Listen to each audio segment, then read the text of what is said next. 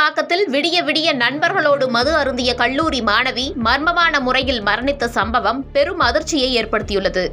மாலை வரையிலும் படுத்த படுக்கையாக இருந்த மாணவி எழாமல் இருந்தபோது மருத்துவமனைக்கு தூக்கிச் சென்ற நிலையில் மருத்துவர்கள் அதிர்ச்சி காரணத்தை கூறியுள்ளனர். சென்னை அடுத்த கேளம்பாக்கம் அருகே படூரில் உள்ள தனியார் கல்லூரியில் BCA 2ஆம் ஆண்டு படிக்கும் 19 வயதான மாணவி ஒருவர் தனது தோழி வீட்டிற்கு சென்று தங்கியுள்ளார்.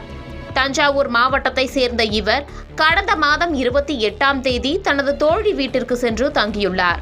இந்த நிலையில் நேற்றைய தினம் சக கல்லூரி மாணவிகள் இருவரோடு சேர்ந்து இரவிலிருந்து விடிய விடிய மது அருந்தியதாக கூறப்படுகிறது. இரவு முழுவதும் மது அருந்திவிட்டு காலை 6 மணியளவில் மது போதையிலேயே தூங்கச் சென்றுள்ளனர்.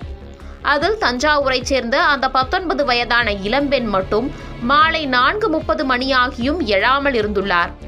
மற்றவர்கள் அனைவரும் தூங்கி எழுந்து இளம்பெண்ணை எழுப்ப முயன்றும் தூங்கியபடியே காணப்பட்டுள்ளார்.